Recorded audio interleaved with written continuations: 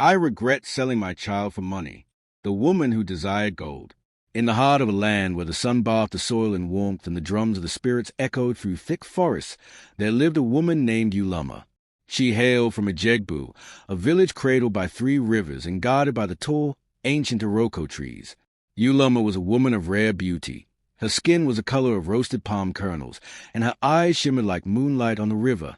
But beyond her beauty, Ulumma carried a heart filled with restlessness and greed. She hated poverty with a passion.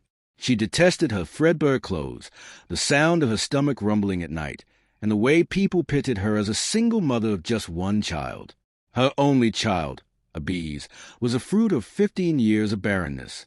His birth was celebrated with 23 gunshots, 3 fat goats, and a week-long dance in the village square. The gods had finally smiled upon Ulumma, or so everyone believed. But Ulumma wanted more. Not just a child. She wanted wealth, recognition, and comfort. Her envy grew like cassava during the rainy season. She longed to wear coral beads like the chief's wives, walk on red carpets laid during festivals, and have house girls to sweep her compound. Her husband had died mysteriously 3 harvests ago, leaving behind a hut, a hungry boy, and a broken woman. Since then, Ulumma sold firewood and palm oil, but her profit barely kept them alive. One day, as she walked to the market, muttering about her struggles, an old woman, wrapped in a tattered cloth, called out to her, "Ulumma, your hands are not cursed, but your eyes chase what your soul cannot carry." Ulumma scoffed, "Leave me, Mama. If poverty has not killed you, don't use your mouth to bury me." She didn't know that the old woman was a spirit in disguise. On the night of the next full moon, the villagers of Ijegbu gathered in the square to offer yam and kola nut to Ani, the goddess of the land. As the masquerades danced and flutes sang into the night, a stranger arrived in the village. He was tall, with dark skin that seemed to swallow the moonlight. He wore a red robe and carried a long staff carved with the heads of animals. His name, he said, was Nkemakonum, but the elders whispered, "This one smells of the forest spirits." Nkemakonum did not ask for lodging. He simply found his way to Ulumma's compound as if led by her desire. He knocked 3 times on her bamboo door. "I bring an offer," he said, "a gift for a price." Ulumma, who had only eaten gari soaked in tears that day, looked up. Her wrapper hung loose on her waist, her eyes sunken from hunger. "What gift?" she asked.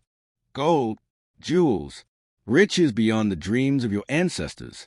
In exchange, I ask for your son." Ulumma gasped, "My Obieze, he is all I have." "He will not suffer," Nkemakonum said smoothly. "He will wear silks, ride on horses, be trained as a prince in my kingdom across the 7th hill." He opened a leather bag and poured gold coins into her calabash. The sound was like thunder. Her eyes widened. She had never seen such wealth. She thought for a while. Her son was 10, still young, but full of questions. He would never know how hard life was.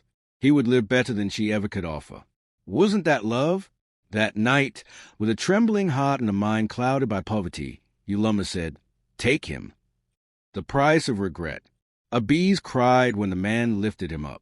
"Mama, where are we going?" Ulumma turned away. "It is for your good, my son. One day you will understand." The next morning, she awoke in a house newly built with clay, iron roofing, and windows with shiny glass. Her kitchen was filled with yams, spices, fish, and chicken. Her hut became a palace. But as days turned to weeks, Ulumma began to notice the silence. No more tiny feet rushing into her arms. No more questions about stars and ants. No one to tell bedtime stories. No one to say, "Good morning, Mama." Her wealth became tasteless.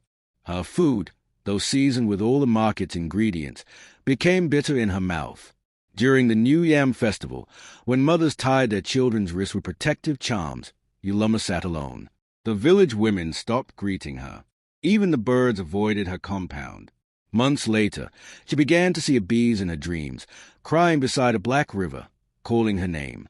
Her sleep turned into torment. She went back to the old shrine of Ani and wept, pouring all her coins before the goddess. "Take it back. Let me see my son again." But the shrine priestess, possessed by the spirit of Ani, shook her head. The one who took your child is not of the land of man.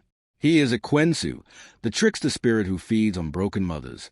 No gold he gives ever ends well. Ulumma tore her wrapper, rolling on the earth in agony. O gods, what have I done? The wanderer's redemption. From that day, Ulumma gave up her house, her fine clothes, and her gold. She wrapped herself in rags and began to walk from village to village, telling her story to anyone who would listen. Don't let hunger and pride sell your soul, she would say to young mothers. Your child is your crown, not a coin. I had gold, but I lost my joy. A wealthy woman with an empty womb is poorer than a beggar with a laughing child. She became known across the region as Mama Lamentation, and some say her wailing could be heard under the moon when children cried in their sleep. Children gathered around her at night to hear her sorrowful tale. Elders invited her to speak at festivals. Her name became a warning. Don't end up like Ulumma, who traded a prince of pebbles. Epilogue: the echo of a mother's tales. No one ever saw Obieze again. Some say he lives among spirits, wearing white and guarded by shadows. Others say he was reborn in a distant land, still searching for the voice that once called him my son. And when the harmattan wind howls through the forest paths of Ijegbu, the villagers say it carries Ulumma's last words. Gold fades. Love stays. May no mother ever regret the child she sold. Moral of the story: in the heart of every mother is a well deeper than riches. Never sell your joy for what the world calls wealth, for even gold cannot buy back a soul once it's gone.